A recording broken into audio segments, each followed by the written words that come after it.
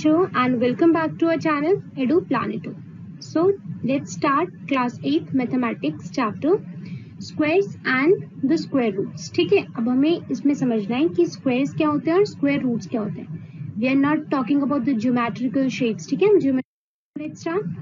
So first we have to understand कि square number या फिर perfect square होता क्या है. ठीक है, देखो आप ध्यान से देखो तो अगर मैंने एक नंबर ले लिया 2, ठीक है, वी ऑल नो कि 1 से लेके बहुत सारे इंफिनिटी तक all the numbers are known as natural numbers. ये सबको पता है कि इन्हें हम क्या बोलते हैं, नेचुरल नंबर्स. सो जो नेचुरल नंबर्स होते हैं, ठीक है, हम होल नंबर इसलिए कंसीडर नहीं करते क्योंकि होल नंबर में 0 आता है, 0 इंटू 0 0 ही होता है, तो it is of non significance. ठीक है, इसमें ज्यादा सिग्निफिकेंस नहीं है इसका. सो ध्यान से देखो, पहली बात कि स्क्वायर ऑफ अ नंबर हम किसे बोलते हैं. मैंने मान लिया एक नंबर 2, ठीक है, 2 इज बिटवीन 1 टू इन्फिनिटी. तो अगर मैं 2 को 2 से ही मल्टीप्लाई करूं, अपने आप से ही मल्टीप्लाई करूं, आई विल गेट 4. मुझे क्या मिल जाएगा, मुझे मिलेगा 4. तो जो ये 4 होता है ना, I will call this 4 as the square of a number 2. मैं कहूंगी कि 4 जो है वो 2 नंबर का स्क्वायर है. ठीक है, सिमिलरली अगर मैं 6 ले लूं, है ना, और मैंने 6 का स्क्वायर कर दिया, यानी 6 इंटू 6 दैट इज 36. तो मैं कहूंगी 36 जो है वो 6 का स्क्वायर है. 36 6 का स्क्वायर है. इतना समझ में आ गया. तो स्क्वायर ऑफ अ नंबर मतलब किसी भी नंबर का स्क्वायर होना, यानी अपने ही नंबर से दोबारा से अगर कोई नंबर मल्टीप्लाई किया जाए तो हम जो नया नंबर फॉर्म होता है उसको बोलते हैं square of a number, when a number is multiplied with itself. Now second thing we have to understand what is perfect square. पूरे चैप्टर में बच्चे पढ़ते रहते हैं what is perfect square, square number, और बच्चों को भी समझ में नहीं आता कि परफेक्ट क्या होता है. भैया स्क्वायर पता चल गया हमें, व्हाट इज परफेक्ट स्क्वायर है. तो जैसे अभी मैंने मल्टीप्लाई किया 2 इंटू 2 को, तो मुझे आंसर मिला 4. ये बात समझ में आई आपको. तो जो 4 है ना, 4 यहाँ पे वो किसी 2 जैसे नंबर का, ठीक है, ये 4 किसी 2 नंबर का मल्टीपल है, यानी ये 2 नंबर को 2 बार मल्टीप्लाई करके आया है. लेकिन अगर मैं इसकी जगह 5 ले लूं तो 5 क्या किसी नंबर का स्क्वायर है? क्या किसी नंबर को 2 बार मल्टीप्लाई करने के बाद 5 आ रहा है? नहीं. तो परफेक्ट स्क्वायर हम ऐसे नंबरों को बोलते हैं, ऐसे नंबर्स को बोलते हैं जो किसी भी नंबर का स्क्वायर हो. ठीक है, मतलब जो किसी भी नंबर को मल्टीप्लाई करके आए हो और वो नंबर नेचुरल होना चाहिए. नेचुरल मतलब वो नंबर हमेशा 0 से लेके इंफिनिटी, इंफिनिटी मतलब होता है बहुत आगे तक, 100 200 1000 crore, because numbers are uncountable. ठीक है, तो क्या बोला मैंने कि परफेक्ट स्क्वायर या स्क्वायर नंबर्स वो नंबर्स होते हैं जो किसी भी नेचुरल नंबर का स्क्वायर हो. तो अगर मैं पूछूं तुम लोगों से, ठीक है, अगर आप लोगों से मैं ये पूछ लूं कि tell me that 9 is a perfect square और नॉट. मैंने पूछा कि what if 9 is a perfect square और नॉट, क्या 9 परफेक्ट स्क्वायर है? मैंने बोला हाँ. 3 इंटू 3 क्या होता है? 9, and 3 is a natural number. ठीक है, 3 इंटू 3 9 होता है, और 3 क्या है यहाँ पे? Natural number. इसीलिए जो 9 फॉर्म हुआ that is a perfect square. तो यहाँ पे अभी आप सबको समझ में आ गया होगा हम परफेक्ट स्क्वायर या फिर स्क्वायर नंबर किसे बोलते हैं. ठीक है, परफेक्ट स्क्वायर या स्क्वायर नंबर किसी भी ऐसे नंबर को बोलते हैं जो कि किसी भी नेचुरल नंबर का स्क्वायर हो. चलो next, how to check if a number is a perfect square. अगर मुझे चेक करना हो कोई भी नंबर परफेक्ट स्क्वायर है या नहीं, हाउ विल आई चेक. चलो फॉर एग्जाम्पल, यहाँ तो आप लोग को पता है कि चलो परफेक्ट स्क्वायर कैसे निकाल दिया. 2 नंबर थे मेरे पास, दे दिया 1 2, मेरे पास 12 आ गया. अब 12 को देख के बहुत कंफ्यूज हो गया हम लोग, 12 है कि नहीं, है कि नहीं. So let's do one thing. Prime factorization सबने की थी. प्राइम फैक्टराइजेशन क्या होती है? जब हम इस नंबर के प्राइम फैक्टर्स निकालते हैं. याद है सबको? हम 12 के पहले फैक्टर्स निकालेंगे. ठीक है, ये मेथड बहुत इंपॉर्टेंट है, इसलिए ध्यान से देखेंगे. तो मैंने इसके मेथड निकाले. ये पता है हम लोग को कि प्राइम फैक्टराइजेशन में हम प्राइम नंबर से ज्यादातर डिवाइड करते हैं ताकि हमें प्राइम नंबर्स मिल जाए. तो we get 2 6 12 and 2 3 6 and 3 1 3 if you do. So मेरे पास यहाँ पे हो गए 2 2 and 3. 12 के 3 फैक्टर्स मेरे पास आ गए. क्या ये थ्री फैक्टर्स दो बराबर कॉलम में डिस्ट्रीब्यूट किए जा सकते हैं? मैं तो ऐसे करती हूँ, क्योंकि क्या होता है इससे बहुत इजी हो जाता है। आप लोग पहले सबके फैक्टर्स निकाल दो। यहाँ पे दो टू है, एक टू को इस बॉक्स में रखा मैंने, एक टू को इस बॉक्स में रखा। थ्री तो एक ही है, थ्री या तो इस बॉक्स में आ सकता है या तो इस बॉक्स में आ सकता है। इसका मतलब ये जो नंबर है इसके फैक्टर्स दो बराबर इक्वल बॉक्सेस में स्प्लिट नहीं हो पा रहे, तो हम कहेंगे कि ये नंबर परफेक्ट स्क्वायर नहीं है। अगर मान लो कि इसमें एक और थ्री होता, ठीक है, तो ये कैसे हो जाता है, इसमें भी 2 into 3 होता और इसमें भी 2 into 3 होता। इससे क्या होता, ये दो बराबर नंबर में स्प्लिट हो जाते, तो हम किसी भी एक बॉक्स के नंबर जो कि आएगा 6, हम कहते हैं ये 6 का स्क्वायर है। लेकिन ऐसा तो नहीं हुआ, तो we will say that this is not a perfect square. ठीक है, लेट्स टेक अनदर एग्जांपल। 12 की जगह हम कंसीडर कर लेते हैं 121। ठीक है, तो अगर 121 मैंने लिया तो सेम दोबारा से हम क्या निकालेंगे, इसके फैक्टर्स। चलो, अगर किसी को टेबल याद होगी तो उसको पता होगा 11 into 11 121 होता है। तो मुझे अगर मैं ज्यादा फैक्टराइजेशन ना भी करूं तो भी मुझे क्लियरली दिख रहा है कि इसके दो फैक्टर्स आने वाले हैं 11 and 11। तो मुझे तो इसको दो कॉलम्स में करने की भी जरूरत नहीं है, क्योंकि अभी हमने पहले पढ़ा था कि स्क्वायर ऑफ अ नंबर या फिर परफेक्ट स्क्वायर ऐसे नंबर को बोलते हैं जो किसी भी नेचुरल नंबर का स्क्वायर हो, मतलब नेचुरल नंबर को दो बार मल्टीप्लाई करके। तो ये इसका मतलब है 121 जो है वो 11 का परफेक्ट स्क्वायर। ये भी समझ में आ गया। Let's take another number 168। ठीक है, for 168 also I have to do the same method. चलो लेट्स डू। तो हम इसमें भी क्या करेंगे, बस 168 के फैक्टर्स निकालेंगे। 2 8 16, 2 4 8। डू इट विथ मी, मेरे साथ करोगे आप लोग को याद रहेगा। 2 4 8, 2 2 4।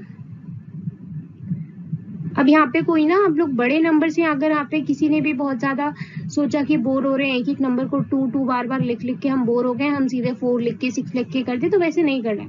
You have to write the prime numbers, सीधे प्राइम नंबर्स यूज करना है। प्राइम नंबर्स नहीं याद है तो प्राइम नंबर्स हम ऐसे नंबर्स को बोलते हैं जो किसी और के टेबल में ना आते हो, सिर्फ अपने टेबल में आते हैं या फिर 1 की टेबल में, क्योंकि 1 की टेबल में तो सब आते हैं। Now last 3 7 21 and 7 1 7।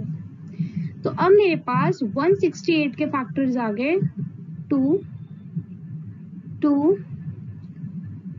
2 3 and 7। Now I have 5 factors. पहली बात, फैक्टर्स इसके 5 हैं तो ये तो दो पार्ट्स में स्प्लिट हो ही नहीं सकती। चलो लेट अस कंसीडर कि फिर भी हो जाए। तो हमने बोला एक 2 इधर रख सकते हैं, एक 2 इधर रख सकते हैं, लेकिन फिर एक 2 एक्स्ट्रा हो रहा है। सिमिलरली 3 और 7 तो सिर्फ एक ही किए हैं, तो ये दो इक्वल पार्ट्स में नहीं स्प्लिट हो पा रहा है ना, तो हम कहेंगे सीधे ये परफेक्ट स्क्वायर है ही नहीं। तो फिर सीधी बात कि मतलब अगर आपको परफेक्ट स्क्वायर निकालना है तो आपको क्या करना है, एक नंबर को डिवाइड करके देखना है, उसके फैक्टर्स निकालने हैं, and then you will check कि इसके दो बराबर पेयर्स बन रहे हैं कि नहीं। ठीक है, अगर पेयर्स बन गए तो yes it is a perfect square, अगर पेयर्स नहीं बने तो no it is not a perfect square. Let's take another one. एक और एग्जांपल करें जिसमें परफेक्ट स्क्वायर बन रहा हो, तो आप लोग को परफेक्ट स्क्वायर कैसे होगा वो भी क्लियर हो जाएगा। Let's take 144। मैंने 144 ले लिया, I have to find out the perfect square. तो सिमिलरली ये भी वैसे ही होना है। मैं इस मेथड को प्राइम फैक्टराइजेशन मेथड कहते हैं। ठीक है, याद रखेंगे, किया हुआ है ना पहले। सो 144 के हम क्या निकालेंगे, फैक्टर्स। 2 7 14, 2 2 4। मैं भी एकदम बेसिक तरीके से कर रही हूँ, मैं कोई भी एक्स्ट्रा लेवल की मैथ्स नहीं लगा रही यहाँ पे। और यहाँ पे 2 3 6 एंड यहाँ पे थोड़ा सा देख लेंगे। 2 3 6 एंड 2 4 12, 2 6 12। Now 2 1 2, 2 8 16, 2 9 18 and last 3 3 9। अब मेरे पास 144 के फैक्टर्स आ जाएंगे 2 2 then 2 again 2 and 2 bar 3। So I have these factors, मेरे पास 6 फैक्टर्स है, मतलब ये it can be splitted into two parts में तो हो सकते हैं, 2 पेयर्स बनाने हैं, मैंने बना लिए 2 पेयर्स। चलो 2 2 है, एक 2 को इधर रखा, एक 2 को इधर रखा, अभी मेरे पास 2 और 2 है तो एक और 2 को इधर रखा, बीच में मल्टीप्लाई के साइन लगाते जाएंगे, ठीक है, और एक 2 को इधर रखा। लास्ट आई हैव 3, तो आई विल ऐड अप 1 और 3, ठीक है। अब मेरे पास 2 बराबर पेयर्स बन गए, ठीक है। अब मेरे पास जितने फैक्टर्स थे उसके 2 बराबर पेयर्स बन गए। I have 2 equal pairs of the factors. Now what will I do is I will consider any one of pair, मैं कोई भी एक पेयर कंसिडर करके मैं बता दूंगी 2 2 4 4 3 12, तो एक पेयर का मल्टीप्लाई करके 12 आ रहा है, इसका मतलब जो 144 है वो 12 का स्क्वायर है, ठीक है। 144 क्या है, 12 का स्क्वायर है, तो yes 144 is a perfect square. Perfect square क्यों है, क्योंकि ये 12 को 2 बार मल्टीप्लाई करने के बाद आ रहा है, and 12 is a natural number. Clear, आप समझ में आ गया परफेक्ट स्क्वायर कैसे निकालेंगे। So let's move to the next one. So let's discuss Pythagorean triplet. पता है जो स्क्वायर और स्क्वायर रूट्स हम पढ़ते हैं ना, उसमें पाइथागोरियन ट्रिपलेट करके there is a column and it is very interesting. क्यों, क्योंकि पाइथागोरस जो थे उन्होंने ही have given a theorem that is known as Pythagoras theorem. Pythagoras theorem में क्या होता है, दे टेक अ ट्राइंगल, वो बोलते हैं कि अगर कोई एक ट्राइंगल है मेरे पास, ठीक है, और वो 90 डिग्री फॉर्म कर रहा है, ठीक है, बेस और हाइट के बीच में एंगल कितना बन रहा है, 90 डिग्री, इसको बेस बोलते हैं, इसको हाइट बोलते हैं, और इसको बोलते हैं हाइपोटेन्यूस, ठीक है। अगर नहीं सुना, नाम नया नया लगेगा, but you don't have to remember these name, ठीक है। अगर आप लोगों को नहीं याद आ रहा है तो बेस के लिए ए याद कर लीजिए, मतलब तीनों साइड के लिए ए, बी और सी। तो पाइथागोरस ये कहते थे कि जो हाइपोटेन्यूस होता है, यानी जो सबसे बड़ी वाली साइड होती है, दैट इज उसका स्क्वायर जो होगा वो दोनों साइड के सम के स्क्वायर के इक्वल होगा। That is the statement of Pythagoras theorem. Pythagoras theorem ये बोलता है कि जो हाइपोटेन्यूस, जो लॉन्गेस्ट साइड है, वो दोनों शॉर्टेस्ट साइड के स्क्वायर के सम के बराबर होता है। स्टेटमेंट समझ में आई थोड़ी बहुत। पाइथागोरियन ट्रिपलेट जो है वहां पे, यहाँ पे उसको बेस, हाइट और हाइपोटेन्यूस से कोई रिलेशन नहीं है। वो यहाँ पे सिर्फ आपसे ये बताना चाहता है कि जो लॉन्गेस्ट साइड होगी या जो लॉन्गेस्ट नंबर होगा, जो सबसे ग्रेटेस्ट नंबर होगा, वो दोनों स्मॉलेस्ट नंबर के स्क्वायर के सम के इक्वल होगा। For example let me take 3 numbers which are forming Pythagorean triplet। अगर कोई भी 3 नंबर मेरे पास दिए हुए हैं जो पाइथागोरियन ट्रिपलेट फॉर्म कर रहे हैं, let me take numbers as 6, 8 and 10। देखो, अगर मेरे पास ये पाइथागोरस ट्रिपलेट के नंबर है, ठीक है, ये पाइथागोरियन ट्रिपलेट्स बना रहे हैं। ट्रिपलेट से मतलब ऐसे नंबर जो इस फॉर्मूले को फॉलो करेंगे। इसका मतलब ये है कि जो सबसे बड़ा वाला नंबर हो, तुम्हें कोई फर्क नहीं पड़ेगा कि कौन सा नंबर। अब बहुत बच्चे पेपर में कंफ्यूज हो जाएंगे, दीदी ये फॉर्मूला अप्लाई कैसे होगा। You don't have to confuse, because Pythagoras triplet ने ये बात जरूर कही थी कि जो सबसे ग्रेटर नंबर, सबसे बड़ा वाला नंबर होगा, वो बाकी दोनों नंबर के साथ।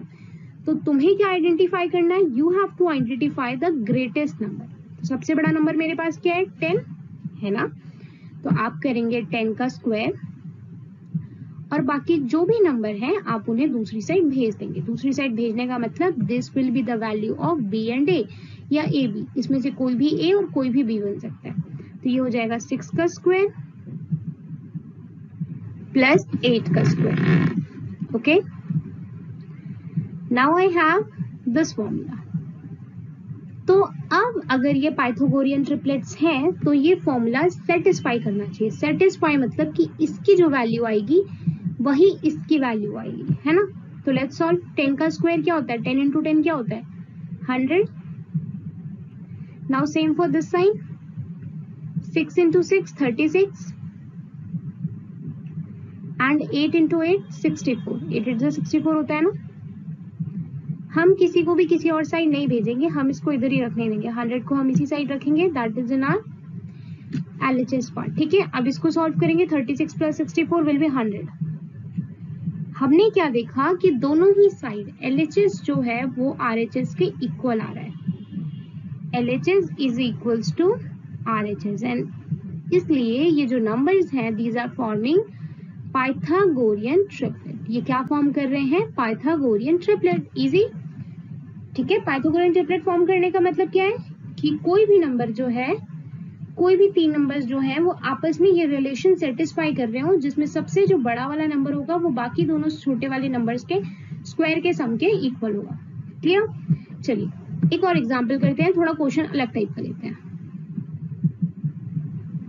इस बार मुझे क्वेश्चन ने कहा है कि the greater number of the Pythagorean triplet, the greater number of the Pythagorean triplet is, जो सबसे बड़ा नंबर है हमारे पाइथागोरियन ट्रिपलेट का वो है 5 and I have the smaller number as 2। Find the another smaller number. मुझे क्वेश्चन ने बोल रखा है कि मेरे पास पाइथागोरियन ट्रिपलेट दी हुई है जिसमें सबसे बड़ा वाला नंबर जो सबसे ग्रेटेस्ट नंबर है दैट इज 5 एंड जो स्मॉलेस्ट नंबर है उनमें से एक स्मॉल नंबर दे रखा है that is 2। Now I have to find the answer, ठीक है। और लेट इट बी 3, ठीक है। इस 2 को नहीं रखेंगे, यहाँ पे 3 लेते हैं, नहीं तो वो ट्रिपलेट नहीं फॉर्म करेगा, ठीक है। सो लेट्स डू, कैसे करेंगे हम? हमें पता है ग्रेटर नंबर 5 है यानी C की जगह आएगा 5 का स्क्वायर। क्लियर? पेपर में कोई भी फॉर्मूला रट के जाने की जरूरत नहीं है। डोंट लर्न कि ये दिया हुआ है, ग्रेटर दिया हुआ है, एक ये दिया हुआ है तो I will have to do A square is equals to C square minus B square. बहुत टीचर्स आपको ये फॉर्मूला याद करवा देंगे, आप याद तो कर सकते हैं लेकिन आप एक टाइम बाद भूल जाएंगे, ठीक है। तो जो जैसे याद हो वैसे याद कीजिए। अगर आपको ये फॉर्मूला याद रहता है इट इज बेटर टू याद, बेटर टू रिमेम्बर, है ना। If you can remember it good, but अगर नहीं याद है तो just move with the normal formula, सिर्फ एक फॉर्मूला और पूरा काम खत्म, ठीक। तो मैंने सबसे बेसिक फॉर्मूला लिया। अब इसमें C की वैल्यू मेरे पास है, नाउ B की वैल्यू मैं ले लेती हूँ 3 को एंड A की वैल्यू ले लेती हूँ X को। इतना समझ में आया? नाउ लेट्स सॉल्व इट, ठीक है। सॉल्व कैसे करेंगे हम? स्टेप वाइज एकदम ध्यान से देखेंगे। 5 का स्क्वायर 25, ठीक है। 5 5 25, 3 3 9 plus x into x square. इतना समझ में आया? अब यहाँ पे बीच में प्लस है तो 9 जो उधर जाएगा तो इट विल बी 25 माइनस 9, ठीक है, is equals to x square. बन तो ऊपर वाला फॉर्मूला ही रहा है, ठीक है, बनेगा तो यही वाला फॉर्मूला, लेकिन मुझे वो याद नहीं करना पड़ेगा और ना ही मैं पेपर में कंफ्यूज होंगी कि how will I apply. I can simply apply in the formula given. Now x square क्या हो जाएगा? 25 माइनस 9 इज इक्वल्स टू 16, ठीक। अब मेरे पास x स्क्वायर की वैल्यू 16 आई है। पेपर में बच्चे यहीं पे छोड़ के आ जाएंगे मैम x की वैल्यू आ गई थी 16। x की वैल्यू नहीं आई है बच्चों, x स्क्वायर की वैल्यू आई है, ठीक है। तो x स्क्वायर से x की वैल्यू कैसे निकालते हैं? x स्क्वायर है, 16 को क्या लिख सकते हैं? ध्यान से देखिए, 16 का अगर चलो मैं यहाँ पे फैक्टराइजेशन, प्राइम फैक्टराइजेशन कर देते हैं, 16 को भी स्क्वायर बना देते हैं। 2 8 16, ठीक, 2 4 8, 2 2 4। अब 16 के कितने फैक्टर्स बन गए? 4, 2 2 एंड 2 एंड 2, ठीक है, 4 2 बन गए। और अगर मैं सिंपली बोलूं तो इसको 2 ग्रुप में किया जा सकता है, 2 इंटू 2 के, यानी जो ये है ये 16 है वो किसका फैक्टर है? 4 का, ठीक है। मैं आपको सीधे ही बता सकती थी 4 4 से 16 होता है, but I have to tell you by the prime factorization. So अब मेरे पास आ गया 4 का स्क्वायर होता है 16, ठीक। इस स्क्वायर से स्क्वायर कैंसिल एंड मेरे पास x की वैल्यू आ गई 4। इजी। तो इसी तरीके से मुझे इन तीनों में से किसी भी की भी वैल्यू दी हो, आई कैन फाइंड मतलब द रेस्ट वैल्यू। तो कुछ भी, अगर मुझे लार्जर दिया था इस बार, सबसे ग्रेटेस्ट वाला नंबर दिया था, मान लो कि मुझे ग्रेटेस्ट ना देके दोनों स्मॉलेस्ट नंबर दे देता, तो मैं क्या करती? मैं b और a की जगह वैल्यू भर देती। मेरे पास या तो हमें सब, देखो कोई भी इक्वेशन में इसमें हमें 3 चीजों की डिमांड है, सबसे बड़े नंबर की और 2 छोटे नंबर की, ठीक है। तो या तो मुझे क्वेश्चन में ये देगा, या मुझे ये देगा, या मुझे एक देगा। अब इन तीनों में से वो जो चीज हमें नहीं देगा, we have to find that. इसमें इससे ज्यादा सोचने की कोई भी जरूरत नहीं है। क्लियर? तो पाइथागोरियन ट्रिपलेट यहीं पे खत्म होती है and that is the easiest part of this chapter, ठीक है। जिसमें आपको कुछ नहीं करना, you have to remember this formula कि सबसे जो ग्रेटेस्ट नंबर होगा उसका स्क्वायर बाकी दोनों नंबर्स के स्क्वायर के सम के इक्वल होगा। Next we have some tricks. I will tell you some tricks or you can call it some properties of this square number. कोई भी ऐसा स्क्वायर नंबर जिसके लास्ट में 0 हो, फॉर एग्जाम्पल आई हैव 270, ठीक है, 3 6 0 0 6 नहीं दिख रहा है ना, now I have 7 2 0 0 0 and last 5 0 0 it is ways to count 5 0, ठीक है।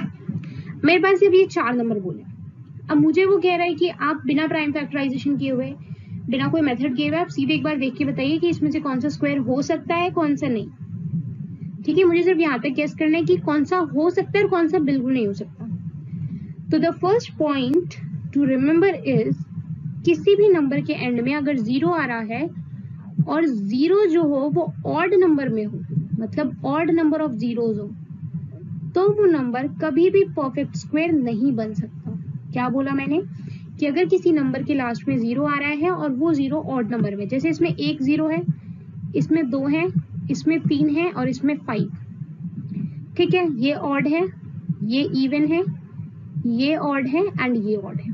इसका मतलब फर्स्ट, थर्ड एंड फिफ्थ, ये 3 कभी भी परफेक्ट स्क्वायर नहीं हो सकते, ठीक है। तो हमें पूरा सॉल्व करने की जरूरत भी नहीं पड़ा, मैंने सिर्फ उसे देखा और फिर मैंने बोल दिया कि हाँ ये तो कभी परफेक्ट स्क्वायर बन ही नहीं सकते। पहली चीज क्लियर। सेकेंड आई हैव कि इफ अ नंबर, कोई भी नंबर हो, ठीक है, अगर किसी भी नंबर के एंड में कुछ नंबर्स जैसे कि 2 3 7 8 आते हैं, 2 3 एंड 7 8, तो वो भी नंबर्स कभी भी परफेक्ट स्क्वायर नहीं हो सकते, ठीक है, क्योंकि 2 is also prime number, 3 is also prime number, 7 is also prime number, और 8 जो होता है ना, इसके फैक्टर्स 3 आते हैं, 2 इंटू 2 इंटू 2। तो इन जनरल अगर बोला जाए एज ए ट्रिक फॉर्म, तो अगर किसी भी नंबर के लास्ट में ये 4 नंबर्स आते हैं तो वो कभी भी परफेक्ट स्क्वायर नहीं हो सकते, ठीक है। फॉर एग्जाम्पल अगर मैं आपको नंबर ही दे दूं, भरोसा नहीं हो रहा, 82 ले लो, चलो 82 के लास्ट में क्या है 2, इसके अगर हम फैक्टर्स निकालें तो इसके फैक्टर्स कैसे बनेंगे, 2 4 8, 2 1 2, आ गया प्राइम नंबर, इसके आगे सॉल्व हो सकता है 9। तो इसका मतलब ज्यादातर, ठीक है, यू कैन, मतलब कहीं पे भी अगर तुम लोग को 2 3 7 8 दिख रहा है, सीधे वही क्वेश्चन छोड़ दो, ये हो ही नहीं सकता मैम, परफेक्ट स्क्वायर बिल्कुल नहीं। तो ट्रिक्स हम इसलिए नहीं याद करते हैं क्योंकि टाइम बचाता है, हम इसलिए भी याद करते हैं बिकॉज इट इनहांसेस आवर माइंड, ठीक है, हमारे दिमाग का जो प्रोग्रेशन होता है, हमारी जो स्पीड होती है वो इंक्रीज होती है। What is the need of wasting time, जब मैं सीधे बता सकती हूँ, देखिए 270 को तुम आधे घंटे प्राइम फैक्टराइजेशन कर रहे हो, उतने में पता चल गया कि ये तो हो ही नहीं सकता है, ठीक है, तो you can save your time also. Now next I have that कि a square of an even number is always even and a square of odd number is always odd, ठीक है। ये ट्रिक नहीं है, it is a general statement, जिसका मतलब ये बोलता है वो कि अगर मैं 2 का स्क्वायर करूंगी तो हमेशा 4 आ रहा है, 2 भी इवन है, 4 भी इवन है, 4 का अगर मैं स्क्वायर करूँ 16 आता है, 2 4 भी इवन है, 16 भी इवन है। तो मतलब सीधे क्या बोलूँ तो मैं कि अगर इवन का स्क्वायर करेंगे तो इवन ही आएगा। सेम फॉर ऑड, अगर 3 का मैं स्क्वायर करूँ आई विल गेट 9, दोनों ही ऑड है। 5 को कर लो, 5 5 25, it is also odd number, clear. एक और यहाँ पे ट्रिक होती है, वो समझा। अच्छा, अगर मेरे पास कोई नंबर ना, अगर कोई 2 नंबर ऐसे दिए हो, जैसे यहाँ पे 69 है, 69 का स्क्वायर माइनस 68 का स्क्वायर, ठीक है, अगर कोई भी मुझे 2 नंबर्स इस तरीके से मिल जाए जिसमें मुझे इनके स्क्वायर का डिफरेंस निकालना, देख लो 69 और 68 में कितने का डिफरेंस है, 1 का, एक ही तो बड़े छोटे हैं। तो इसमें हमें कुछ नहीं करना होता, we can simply find the answer by 69 plus 68। जो भी 69 प्लस 68 का आंसर होगा वही आंसर आएगा फॉर दिस, ठीक है। इतना समझ में आया मैंने क्या बोला? अगर फॉर एग्जाम्पल हम एक छोटा सा नंबर लेते हैं, बहुत बड़े नंबर लेंगे तो we will take so much time. 5 का स्क्वायर लगाते हैं माइनस 4 का स्क्वायर, एक ही का अंतर है। अब इसको सॉल्व करेंगे, 5 5 जा 25, 4 4 जा 16 एंड दोनों को माइनस करेंगे तो मेरे पास आ जाएगा, आई विल गेट 9। ठीक, सेम फॉर अगर मैं वो वाला मेथड लगाऊं जो अभी हमने ऊपर पढ़ा कि अगर दो नंबर के बीच में एक का डिफरेंस होता है तो हम सिंपली नंबर को ऐड कर देंगे तो भी हमारे पास आंसर मिल जाएगा।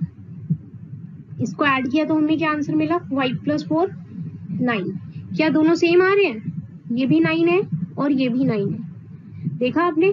तो जनरल स्टेटमेंट क्या बोलती है यहाँ पे कि अगर कोई भी नंबर इस तरीके के रिलेशन में हो कि अगर मैंने मान लिया x एक नंबर है तो x + 1 का अगर स्क्वायर दिया जाए, x + 1 के स्क्वायर में से अगर मुझे माइनस करना है x का स्क्वायर, तो जो आंसर आएगा वो हमेशा x + 1 + x आएगा। ठीक है, इनका जो आंसर आएगा लास्ट में that will be x + 1 + x। तो इसलिए हमें इसमें बहुत लंबा लॉजिक लगाने की जरूरत नहीं है। अगर मुझे ऐसा कोई भी नंबर देता है, कोई भी, ठीक है, तो आंख बंद करके you will apply this formula. ठीक है, तो अगर दो नंबर्स के बीच में 1 का डिफरेंस है, you will add these numbers. So here the chapter ends. यहाँ पे हमने ये जनरल चीजें डिस्कस की। In the next part we will move to the other parts of the chapter. ठीक है, so thank you all and subscribe to the channel.